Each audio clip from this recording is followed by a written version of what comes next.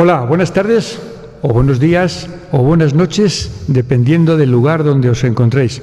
Os doy, en nombre de Mensajeros de la Paz, del Padre Ángel y de la Iglesia de San Antón, mi más cordial bienvenida a otra edición de los encuentros en San Antón. Casi con precisión alemana y reconfortados con el resultado de España contra Costa Rica en el Mundial de Qatar. Una sesión más y hoy tenemos como invitado a un amigo personal, a un amigo entrañable que además nos va a descubrir un personaje excepcional. Sí, hoy hablamos del bonito arte de la biografía. Simplemente un personaje, un destino y un contexto. Y literatura, por supuesto. Todos los grandes personajes que han sido decisivos han pasado por el prisma artístico de la biografía. Desde Julio César, pasando por Einstein, Aníbal, Fidel Castro, Franco, Leonardo da Vinci o Hitler. Y también otros personajes que han desempeñado de una u otra forma un papel secundario pero determinante, bien de un hecho, de una época o de una cultura. Y hechos trascendentales que han cambiado el curso de la historia, como Waterloo, la Guerra de Secesión norteamericana o la Civil española, la imprenta de Gutenberg, el descubrimiento de América o incluso un hecho culturalmente tan relevante como fueron los Beatles. Biografías grandes como las de Beethoven o Napoleón, de Émile Ludwig, de Fouché o María Antonieta de Stefan Zweig, todas ellas en un modo clásico, cuasi romántico, o las más modernas, con un corte más periodístico que literario, como Esta noche la libertad de Dominique Lapierre y Larry Collins, o La República Romana de la australiana Colin McCollum, o las del noruego Nansen de Javier Cacho, que ya ha pasado por estos micrófonos. Hoy hablamos de un personaje secundario de nuestra historia, pero que desempeñó un papel ilustrativo de una época excepcional y que murió convirtiéndose en un hombre y sacerdote representativo de todo el odio y toda la pasión que cupo en la España en los convulsos primeros años del siglo XX. Fue conocido por el Padre Revilla. La biografía del Padre Revilla reúne, a mi modo de ver, dos atractivos. De una parte, su personalidad personal, como militar, estudiante, aviador, religioso, capellán, héroe, negociador, observador, político, socialista y revolucionario. Creo que no se puede pedir más de un personaje. Y por otro lado, el contexto en el que se movió su vida. La derrota de España en Cuba, el final colonial, las guerras de África, la llegada de la República, la huida de Alfonso XIII y la Guerra Civil Española. Creo que no se puede pedir más al contexto. Además, el hecho de no ser el Padre Revilla un personaje relevante apunta, creo, que a algo importantísimo. En alguna medida, el autor, en este caso Carlos, juega con el personaje, dotándole de una personalidad que posiblemente tuviese. Posiblemente esa atribución de cualidades es capaz Carlos de otorgárselas al Padre Revilla, pero seguramente no si lo hubiera hecho pues de Napoleón Bonaparte o de Albert Einstein. Y algo fundamental que vamos a hablar al final de la charla que vamos a mantener. Durante 75 años, el rastro del Padre Revilla se perdió por completo. Y ha sido una ley, por cierto, una ley muy debatida, la que a su luz ha permitido esclarecer una vida, establecer el punto final de una vida como la del Padre Revilla. Creo que ese día, el del descubrimiento de sus restos, fue un gran día para la historia. Y para saber quién fue el Padre Revilla, hemos traído a nuestro invitado, Carlos Sánchez Tárrago, Sin duda alguna, muchas veces digo, posiblemente una de las personas, no, esta vez digo, seguro que la persona que más sabe del padre Revilla, especialista en el protectorado español en África. Nació en Melilla a mediados del siglo pasado, ¿verdad? Sí, matemáticamente a mediados del siglo pasado. Realizó sus estudios con los curas de La Salle en Melilla, luego en Plasencia y finalmente en el Instituto Ramiro de Maeztu. Es doctorando en Geografía e Historia. Trabajó en el Ayun, en el Sáhara español, hasta que en 1975 la Marcha Verde le echó de allí. Ha vivido 25 años yendo y viniendo a Marruecos y 4 en Mauritania, donde ejerció funciones de cónsul. Actualmente se dedica a la investigación, centrado en temas del protectorado, como he dicho antes. Ha publicado 12 días de asedio, los horrores del Monte Arruit, los viajes del rey Alfonso XIII a las Urdes, 1922 y 1930, y finalmente el libro que nos trae hoy. Este es el libro. El padre Revilla, un hombre realmente único en un contexto que creo, y espero que Carlos me lo confirme, también un contexto histórico único. Le he sugerido a Carlos que sigamos un plan, que es el de la propia biografía del padre Revilla. Cuéntame, en primer lugar, Carlos, ¿cómo llegaste al padre Revilla y cómo te decidiste a escribir sobre él? Sí, bueno, en primer lugar, dar la gracia a Mensajero de la Paz, al padre Ángel y, por supuesto, a ti, por brindarme la oportunidad de presentar el libro, sobre todo en una iglesia que para los que conocemos y llamamos Madrid tiene mucha significación y mucha importancia. Así que, en ese sentido, estoy muy contento y muy orgulloso de poder estar aquí.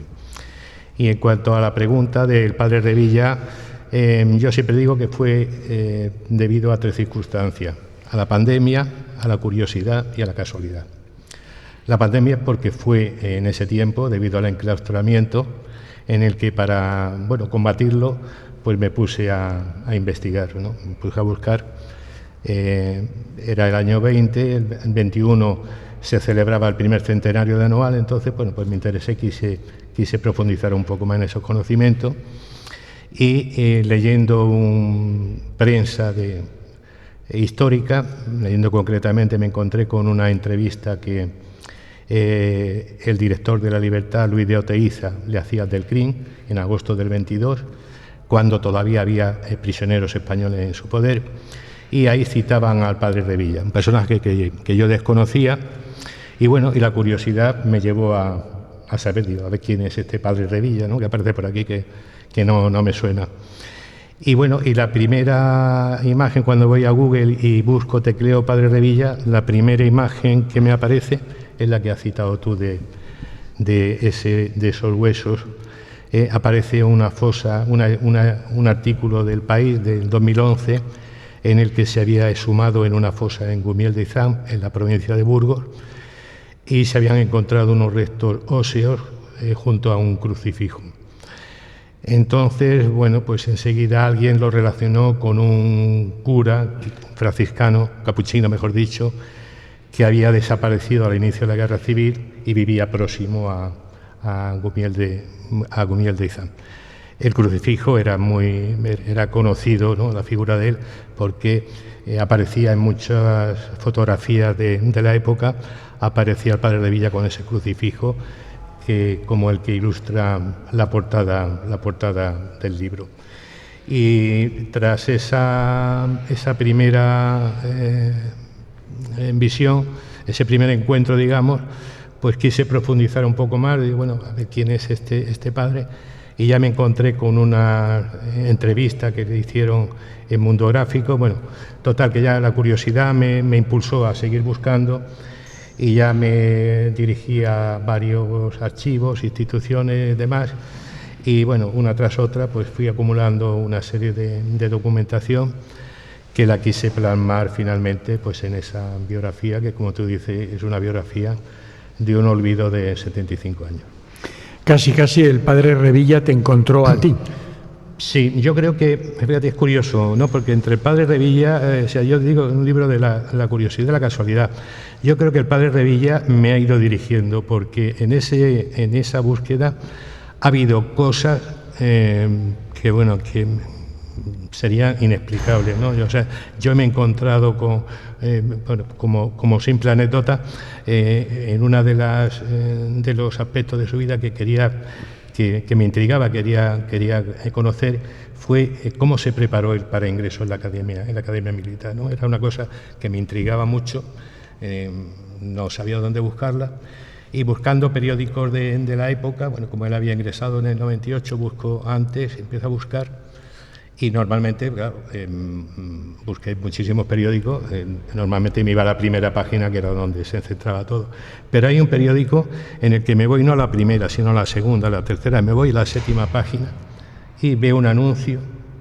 El anuncio lo amplío en el ordenador, lo amplío y me encuentro el nombre de una academia donde viene 7 nombres de alumnos, los amplío. De alumnos distinguidos. De alumnos que habían aprobado el acceso para la Academia de Infantería. Y entre esos alumnos estaba Eloy Gallego Escribano. Y eso me dio pie. El verdadero nombre. El verdadero nombre, que era el verdadero nombre del padre Revilla. Y eso me dio pie, bueno, pues ya centrar esa biografía en Valladolid, la circunstancia por la que estaba, la academia donde se preparaba. Es decir, que fue la curiosidad y la casualidad, ¿no? La casualidad que decía Anatole France, el ensayista francés, que era el seudónimo que Dios utilizaba cuando no quería firmar las obras, ¿no? Entonces esa casualidad me ha llevado a mucho. Bueno, hemos hablado por vez primera del apellido Gallego. Y Jerónimo Gallego fue el padre de nuestro invitado de honor incorpóreo. ¿En qué época nació? Porque el padre del padre Revilla era militar.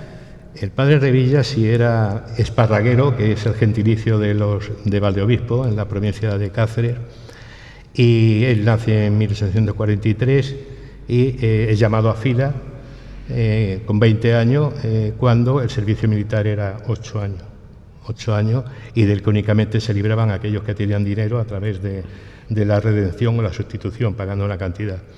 Entonces el Jerónimo, que era el padre del padre Revilla, pues bueno, va a la mili, a servir a la mili, sirve en distintas unidades y se queda en el ejército. 8 años se queda y bueno, llega al grado de capitán, y ahí es cuando conoce en Burgos a su mujer, a la madre de Eloy Gallego, y se casa en Sevilla Vallejera, que es donde nace, en la provincia de Burgos. En la provincia de Burgos. ¿En qué año nace Emilio? Nace en 1880. Nace en 1880.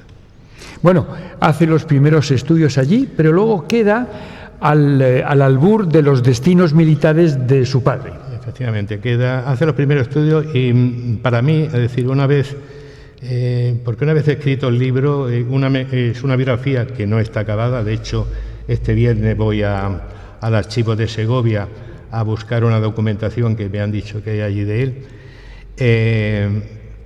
Entonces, esa primera enseñanza yo creo que tuvo una gran importancia en su formación, sobre todo desde el punto de vista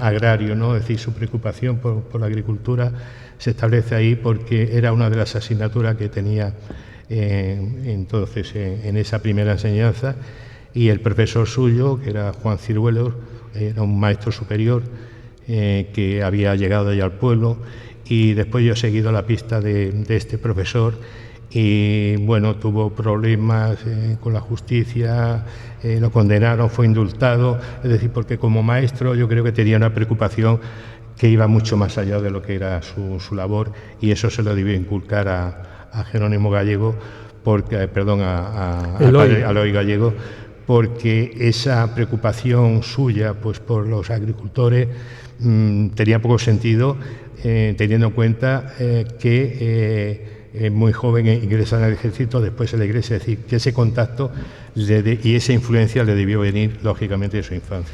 Eloy fue siempre un buen estudiante, sacó siempre a todos los niveles las mejores notas, y en un momento determinado el ejército convoca 700 plazas. Allí acude, y si no saca el número 1, saca el número 2, Eloy. Bueno, fue un magnífico, un brillante estudiante con un expediente de sobresaliente, incluso de matrícula de honor, ya en la carrera, en los estudios de Derecho y de Filosofía y Letra que hizo.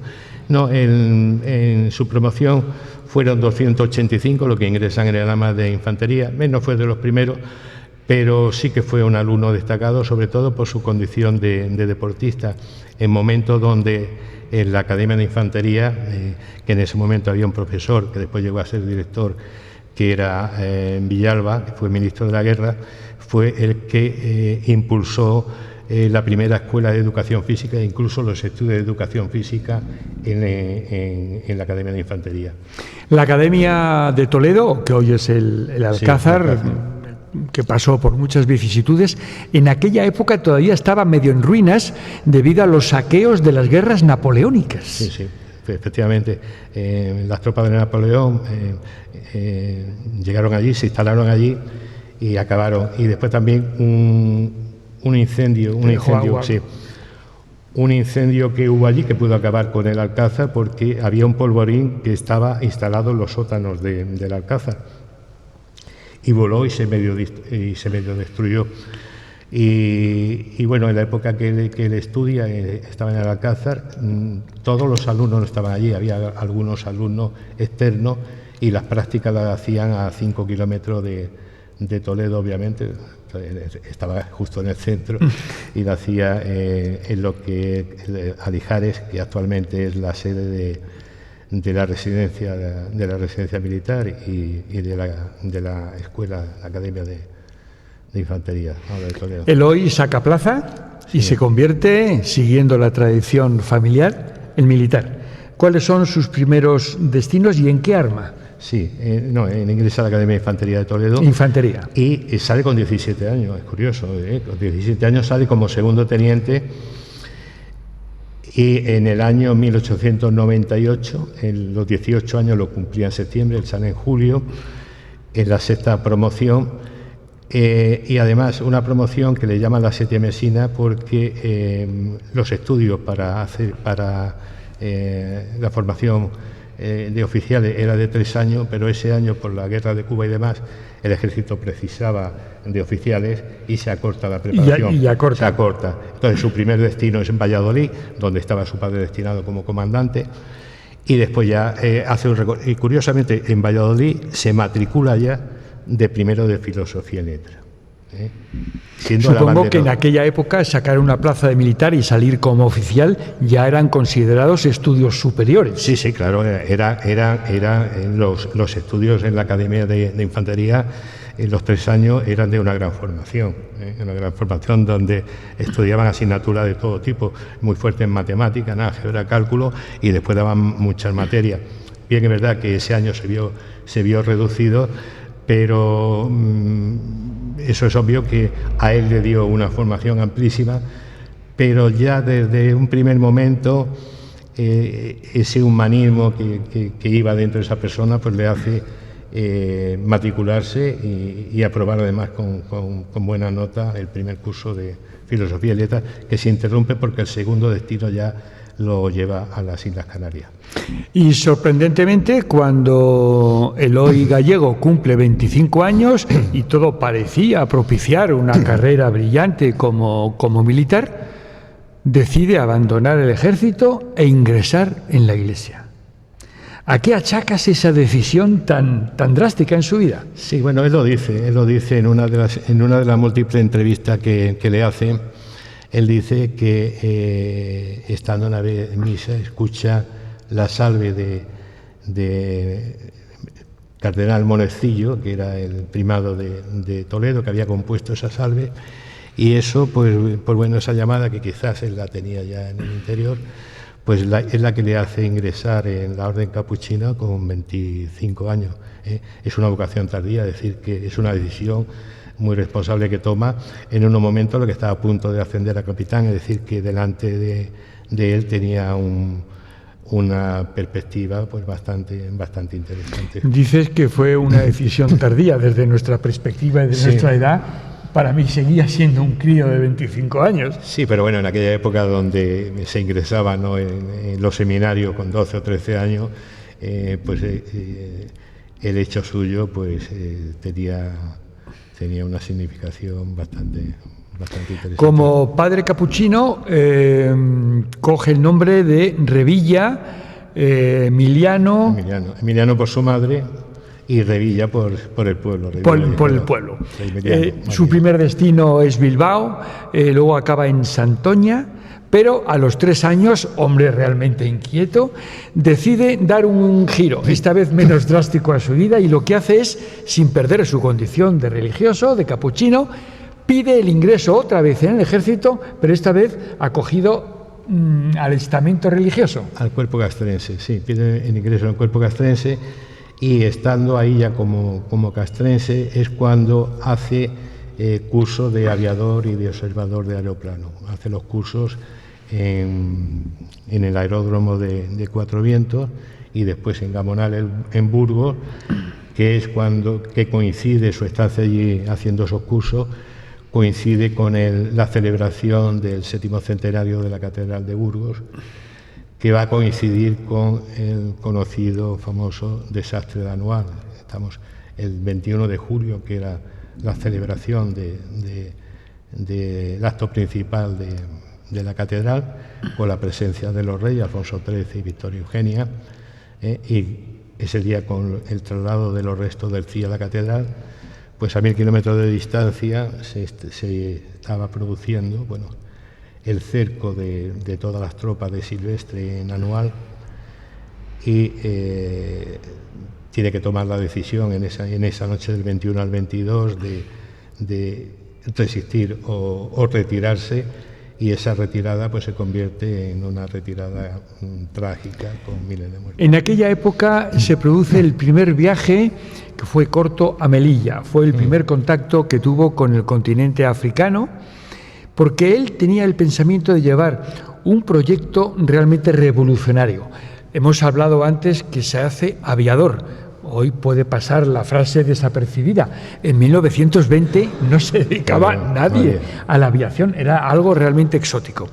El proyecto consistía en ayudar a las familias marroquíes, me imagino que no atrasadas, atrasadísimas, dando las instrucciones, la instrucción necesaria escolar, tanto a niños como a niñas, tanto a adultos como a los mayores, pero acompañado de un proyecto de explotación en granjas con sistemas modernos. Sí, era un proyecto agrícola para el RIF, que él ya conocía, ya conocía el protectorado porque lo había visitado después de haber sido ordenado sacerdote. Hay que tener en cuenta que sus compañeros de promoción, la mayoría estaban allí, seguía teniendo contacto, él no deja de mantener contacto con sus compañeros de promoción. Y cuando va a Marruecos, precisamente solicita ir a Marruecos, que no era fácil porque tenía que vencer la resistencia de las autoridades militares y eclesiásticas. Se entrevista con Antonio Maura, que era en ese momento presidente del Consejo de Ministros, y Antonio Maura, que era un defensor del protectorado civil. Cuando él le habla de ese proyecto agrícola, obviamente, pues se siente atraído y favorece que pueda ser destinado allí. Era un proyecto en lo que él pretendía establecer una convivencia entre las 3 comunidades, es decir, entre musulmanes, católicos y judíos. Un proyecto hermoso, sí, y adelantado absolutamente, y en tiempos de guerra, además, lo que le da... Sí. Bueno, hablo de guerra. En efecto, en aquel año se produce el desastre de Anual, el del Monte Arruid, y con la presencia de un personaje histórico, Abdelkrim, y de algo terrible que fue la derrota de los españoles debido a una serie de torpezas militares, de malos entendidos, pero lo cierto es que acabó con la vida de ¿cuántos? ¿3.000? ¿4.000? La cifra del desastre anual, porque el desastre anual, la cronología es un poco amplia, es decir, la cronología de Anual empieza el 1 de junio, cuando se pierde una posición importante.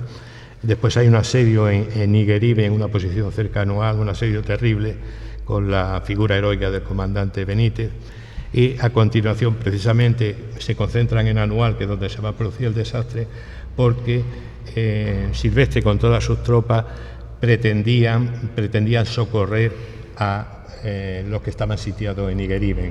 estaban sitiados, sin agua, sin alimento y demás.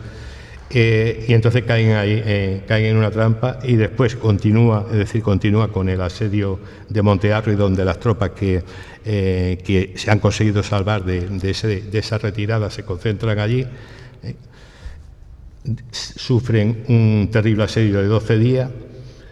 Hay un pacto de rendición que no es respetado, asesinan a 2.500 y el resto quedan cautivos en manos del Krim, y van a quedar cautivos durante 18 meses hasta el 27 de enero de 1923. Es decir, que ese largo periodo de 1 de junio del 21 al 27 de enero del 23 se considera como la cronología total del desastre, en el que el número de muertos, que la cifra varía, quien dice 10.000, pero las que más se acercan estarían en torno a los 8.000. Pero bueno, en cualquier caso el número no tendría la importancia, es decir, cualquiera que hubiese sido el número. El desastre estrictamente militar de Anual provocó como una onda de un terremoto terrible en la península, con acontecimientos con Primo de Rivera, etcétera. Cuéntalo.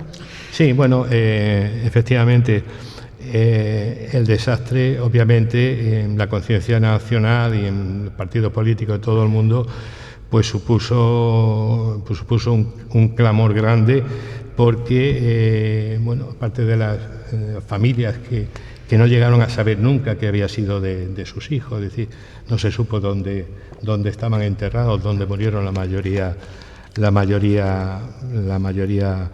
de ellos, más los 18 largos meses de cautiverio de 500 españoles, entre ellos el segundo de Silvestre, que era el general Felipe Navarro, en el que las condiciones para la liberación que pedía del Krim eran 4 millones de pesetas de aquella época. Cifra fabulosa para la época, claro, y eso supuso por parte del gobierno. Hay 4 gobiernos que caen en ese corto plazo de tiempo, es decir, del de Allende Salazar, que cae el primero, en agosto del 21 le sustituye Maura, en diciembre le va a sustituir el de Sánchez Guerra, y después será el de Prieto. Es decir, 4 gobiernos que van cayendo porque son incapaces de resolver una situación que era difícil y que en el ánimo de todos los españoles pues clamaba, ¿no? Y todo eso pues fue origen después, bueno, pues todo esto, si fue un clamor popular en la derrota, lo fue todavía cuando se descubrieron los cadáveres insepultos, torturados. Y fue el padre Revilla quien, en su condición de aviador, descubrió la masacre. Y luego, cuéntalo. Sí, bueno,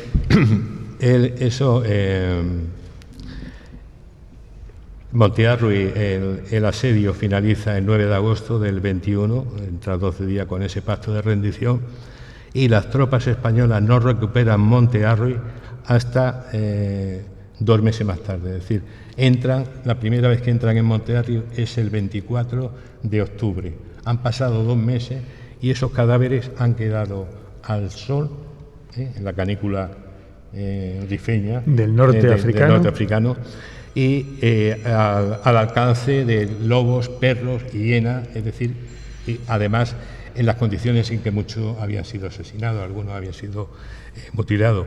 El espectáculo, cuando las tropas llegan allí, cuando llega el padre Revilla, que ayuda al enterramiento, pues bueno, eso se lo puede uno imaginar, ¿no? De hecho, la prensa de entonces pues describe lo que fue esa foto dantesca de todos esos cuerpos, muchos apilados a lo largo de un camino, porque muchos fueron asesinados mientras iban huyendo.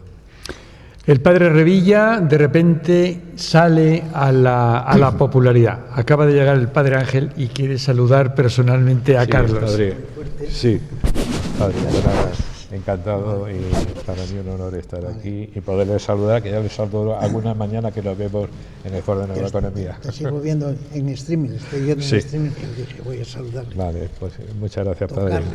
Vale. Muchas gracias. Nos vemos ahora. Decíamos que el padre Revilla, protagonista no solamente del descubrimiento, sino además protagonista y héroe, se me fue tuvo el valor de meterse, de sepultar cristianamente a los miles de cadáveres en condiciones espantosas, y eso le supuso una fama excepcional. Tuvo repercusiones tremendas, hasta que volvió a África de mano del general Silvestre y de repente, no sé si por casualidad, quiero que tú me lo aclares, entran en contacto Abdelkrim y el padre Revilla. Sí, bueno, él llega, Silvestre se había suicidado en Anual, bueno, lo de suicidado es la versión más reconocida, ¿no? Porque sobre su muerte pues se elaboran muchas hipótesis, pero la más extendida es la del suicidio. Y él en ese momento, como he dicho antes, estaba en Burgos, y su primer deseo es ir allí.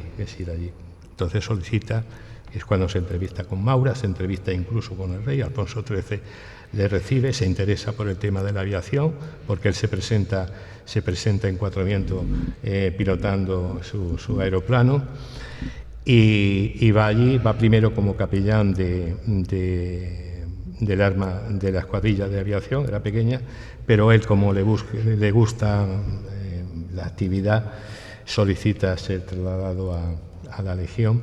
Entonces en ese momento estaba como sustituto, bueno, había sustituido a Silvestre, general Cavalcanti, que por cierto estaba casado, mucha gente no lo sabe, estaba casado con la hija de Pardo Bazán, con Blanca. De Emilia Pardo Bazán. Emilia Pardo Bazán, la segunda, y hay muchas anécdotas de ahí, porque el padre Revilla establece una relación, de hecho lo visita después en España, cuando él vuelve, lo visita en la casa que tenían ellos en la calle Tutor, aquí en Madrid, y tienen una relación bastante interesante, y es otra biografía también bastante interesante la del padre Revilla.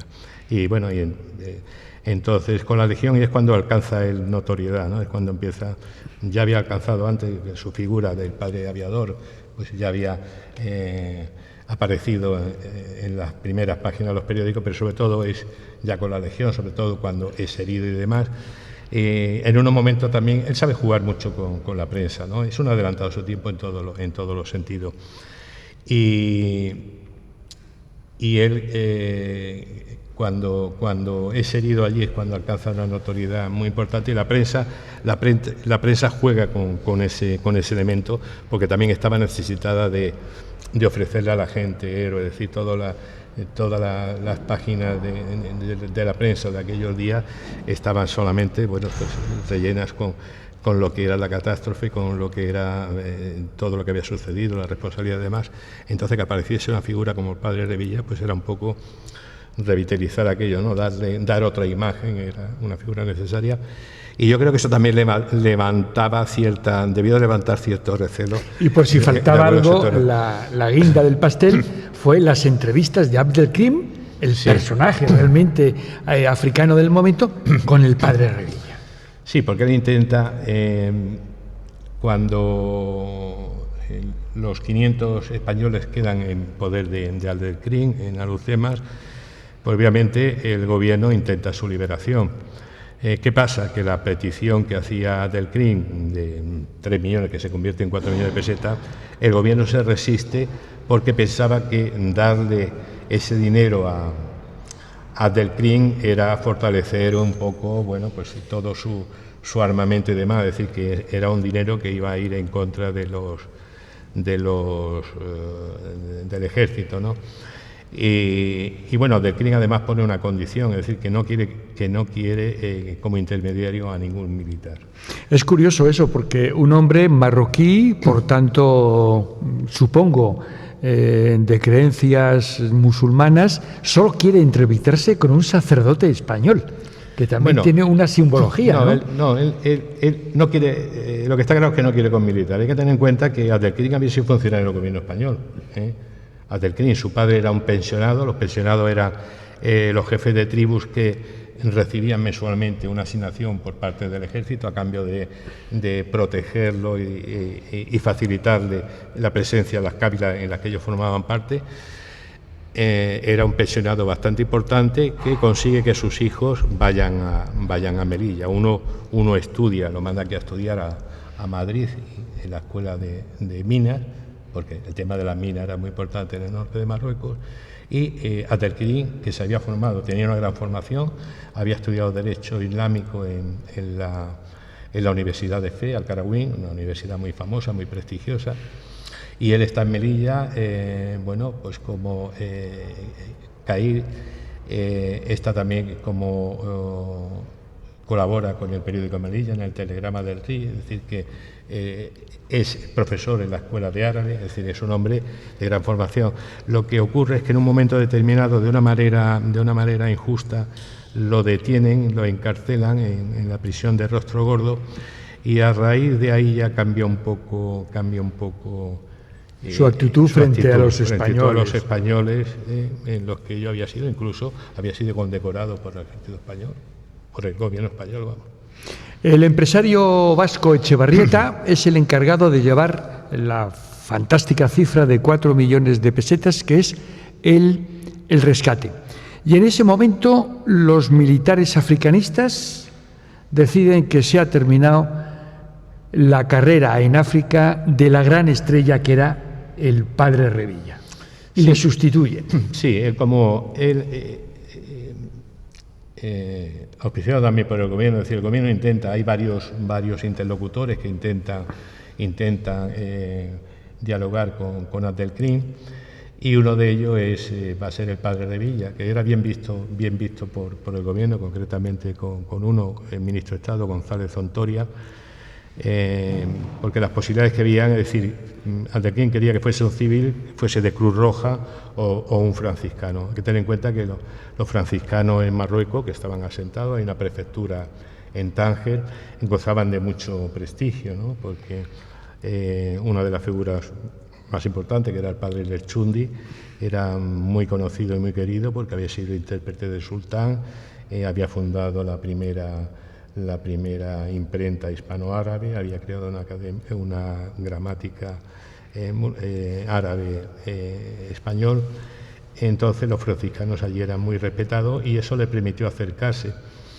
Pero bueno, ese acercamiento yo creo que tampoco iba con la propuesta del gobierno, es decir, el gobierno esa negociación no estaba muy decidida, ¿no? Entonces hay un momento ya, cuando ya cae el tercero de los gobiernos, que era el de Sánchez Guerra, pues ahí lo quitan de medio porque querían establecer ya otro tipo de negociación, ya más directamente con Etxebarrieta, que era un industrial muy importante. Es una figura también muy interesante. En los astilleros de Cádiz se construye el Sebastián Elcano. Un hombre además que no quiso saber nada de los focos mediáticos. Ni incluso de la propuesta de Alfonso XIII de concederle un marquesado. Él era republicano y renunció al título, pero fue el que finalmente consigue el rescate de los prisioneros. Se paga el rescate. Y bueno, después viene, a raíz de ahí, pues se dilucida el tema de la responsabilidad del famoso informe Picasso y bueno... El informe Picasso, que fue un general tío de Pablo Ruiz Picasso. Efectivamente. Bueno, quiero recordar que hasta este momento todo lo que hemos hablado es la biografía de un sacerdote. Es que es una novela de aventuras en un contexto realmente tremendo.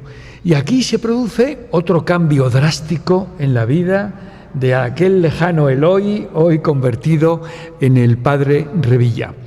Vuelve a su condición de sacerdote, vuelve de África, y a raíz de la encíclica Rerum Novarum de León XIII, hace un viaje a las Urdes, región especialmente atrasada, que fue encumbrada por 2 viajes de Alfonso XIII, todos muy polémicos, que curiosamente los viajes de Alfonso XIII y el documental que hizo Buñuel en aquellos años siguen siendo todavía controvertidos a pesar de que han pasado casi 100 años. Por cierto, voy a contar una corta anécdota y le doy tiempo a Carlos a que beba agua. Sí.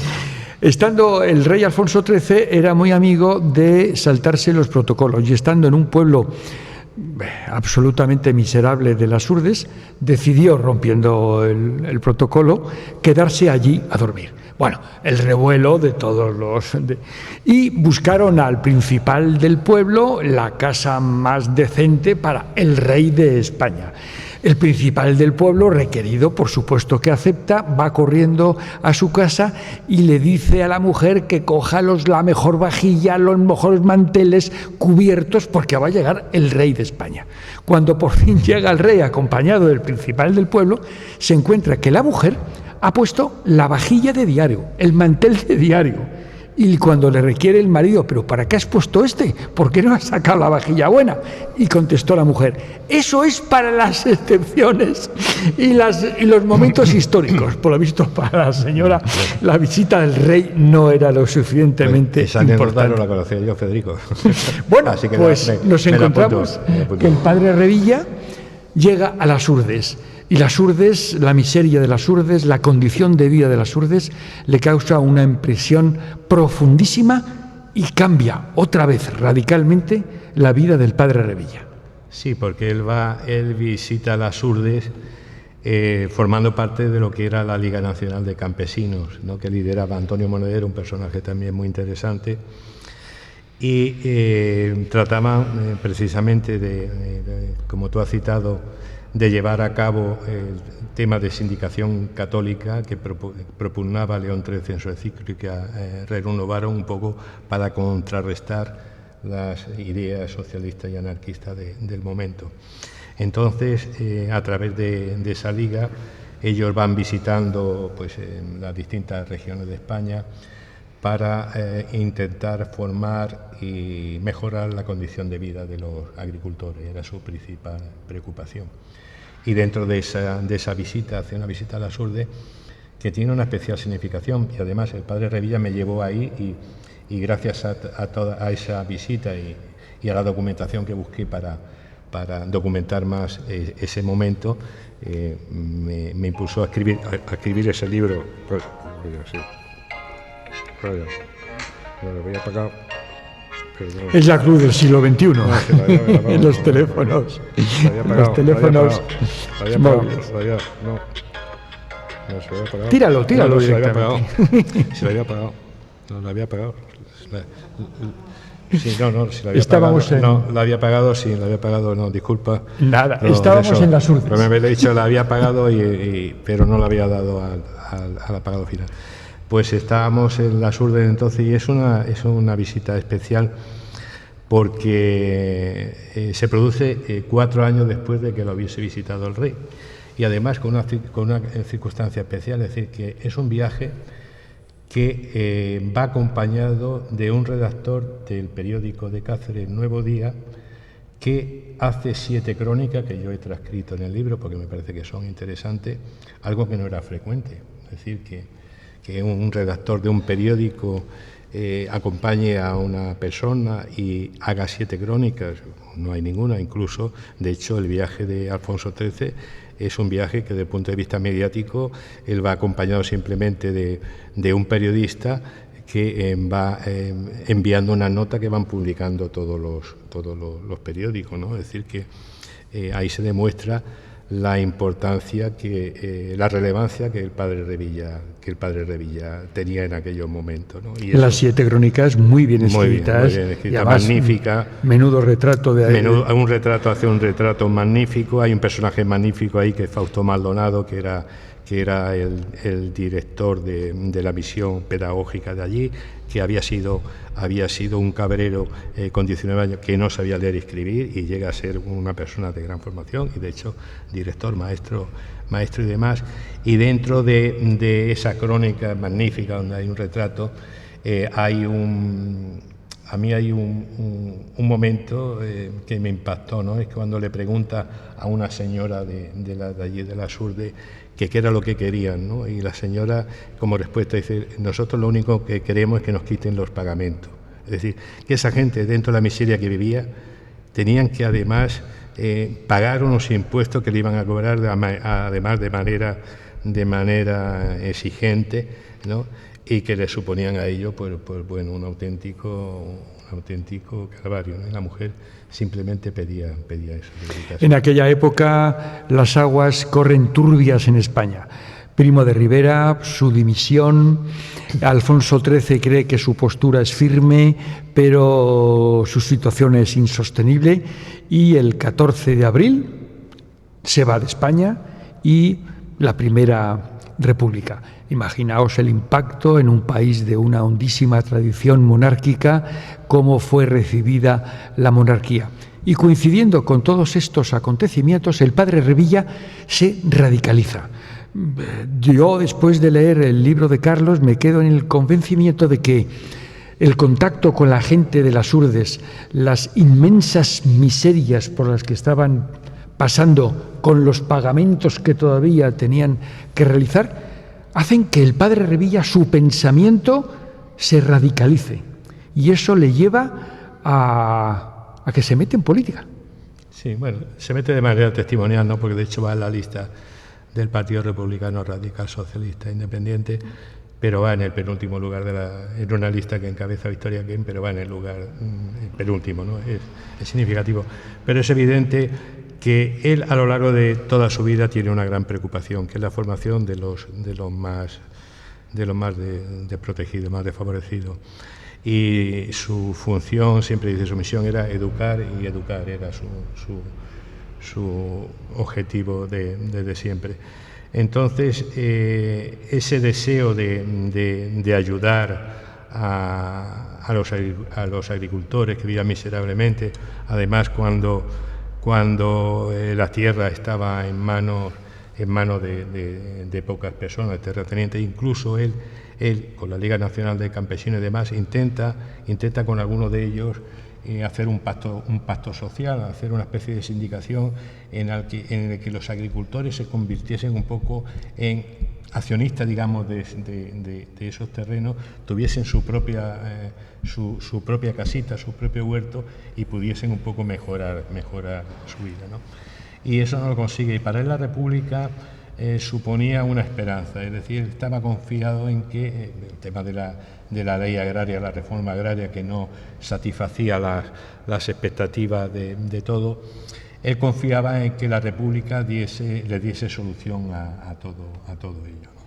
Y por eso él va pasando, yo creo que va pasando por todas las instituciones, buscando llevar a cabo ese afán y esa meta que él tenía, ¿no? Que como franciscano y realizar en alguna medida aquel proyecto para África de explotaciones que nunca había podido llevar. Efectivamente. Esa era su obsesión, ¿no? Ayudar a los más desfavorecidos, y no lo consigue. O sea, él había su principio era la defensa de la libertad, de la justicia y de la solidaridad, y eso se convierte en su auténtica lucha, y es la que le llevará, pues, finalmente a ser ejecutado. En enero del 36, nueva crisis de gobierno, disolución de las Cortes, elecciones, gana el Frente Popular y los acontecimientos se precipitan. Los campesinos toman la tierra, los terratenientes no quieren soltarla. Todo es un terrible lío de odios, de enfrentamientos, de bipolaridad, y todavía la postura del padre Revilla está más cerca de los vulnerables. Y acude, ¿a dónde? Encabezando una manifestación ¿de quién? Sí, bueno, él lo detiene una vez porque va acaudillando una manifestación en un grupo de agricultores extremeños que van a ocupar tierra, lo detienen, pero bueno, lo debieron de liberar en ese momento, porque en ese momento él estaba como catedrático de historia en Trujillo, ¿no? Había accedido a la cátedra tras la sustitución de los religiosos en la enseñanza por los seglares. Y después, bueno, los inicios de la guerra, él acude a Revilla Vallejera, y allí, pues bueno, él protesta pues por todas las injusticias que se estaban cometiendo. Entonces, claro, ese tipo de protesta que él siempre hacía, ¿no?, y que siempre defendía, lo convertía en un cura rojo, ¿no? Y bueno, y es fusilado en septiembre del 36. El 4 de septiembre del 36, apenas vivió la guerra, 2 meses claro, para acabar. Y aquí llega, en esta aventura excepcional del padre Revilla, al punto final y para mí más hermoso. Nadie supo de su paradero hasta 4 meses después del fusilamiento, pero nadie supo, ni amigos ni familiares, qué había sido de él. Pero en 2011, al amparo de la Ley de Memoria Histórica, en una exhumación, ¿qué ocurre, Carlos? Sí, bueno, pues se encuentra lo que dijimos al principio, era una exhumación y se pensaba que habían enterrado ahí a unos ferroviarios que habían ejecutado. Aparecen esos restos óseos con ese crucifijo y con un trozo de tela que se suponía que era un sayal de capuchino, ¿no? Y bueno, es cuando se asocia esos huesos a esa figura y es cuando, bueno, a raíz de ahí es cuando surge mi inquietud y, como ya digo, en un personaje que todavía sigue vivo, porque en el sentido que hay muchas cosas todavía, hay muchas lagunas, ¿no?, por descubrir en esa figura, y un personaje además que está adquiriendo una notoriedad y está desarrollando una fuerza que a mí me está llevando. De hecho, yo iniciaba mi jubilación de una manera tranquila y el padre Revilla pues me ha llevado a escribir 2 libros. Esos 2 libros siguientes de Montearro y Lasurde, pues fue por el padre Revilla, por la investigación que yo hice. Y ahora además también recientemente se ha creado una fundación en la ciudad donde vive, la casa donde él vivió la compró una señora hace unos años, porque esta señora, que es la actual presidenta, su abuela le hablaba del padre Revilla. Yo he contactado con gente que han conocido al padre Revilla en Revilla Vallejera y en Valdeobispo, la tierra de su padre.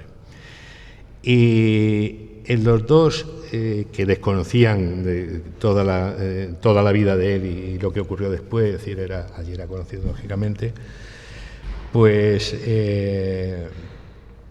en los 2 sitios me hablaban siempre, la imagen que tenía del padre Revilla era la de un santo y un sabio.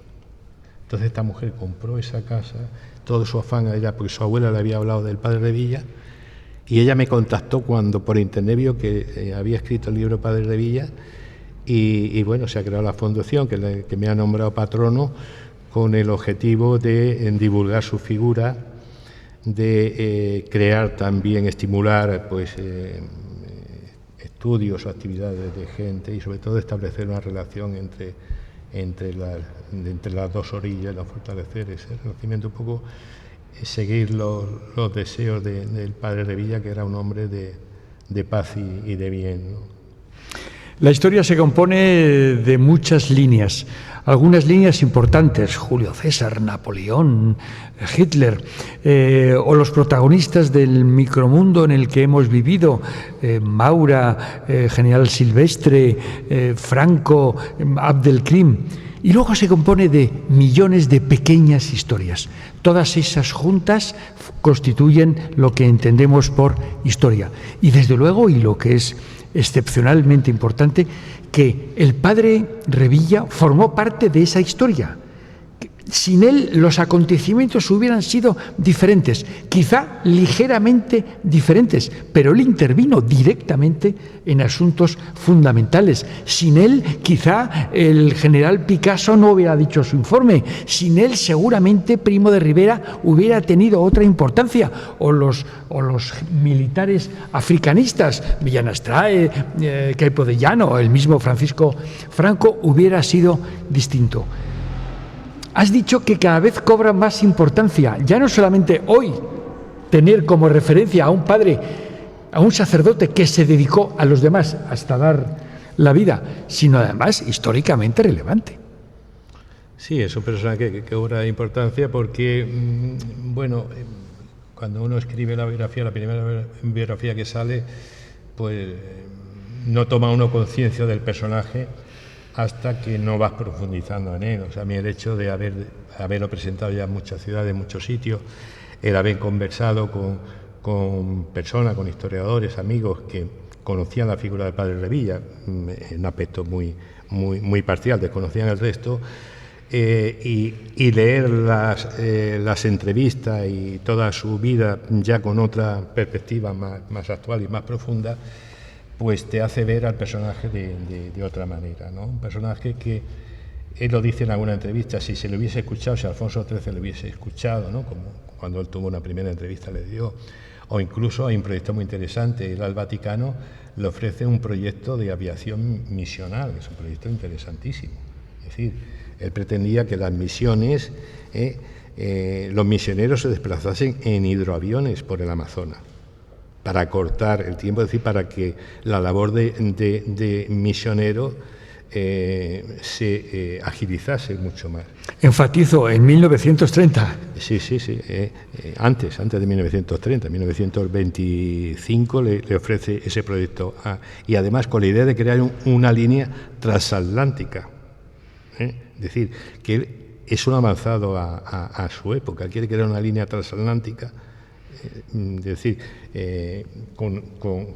con inicio que ese inicio de la Iglesia, ese proyecto por la Iglesia, que él además lo veía realizable porque los aeroplanos en aquellos momentos eran fáciles de manejar, y él, en los franciscanos, que tenían una sólida formación, pues sabía que podía, ¿no? Incluso él elabora los presupuestos, es decir, que desde el punto de vista económico era un presupuesto fiable, pero me imagino a la Iglesia de aquellos momentos que viniese un personaje, ¿no? Y que le dijese eso, pues sonaba, le sonaba como loco, ¿no? De hecho, en una entrevista que le dice un santo, un loco, ¿no? Era un personaje, claro, con todo ese tipo de conocimiento y ese tipo de actitudes y ese tipo de propuestas.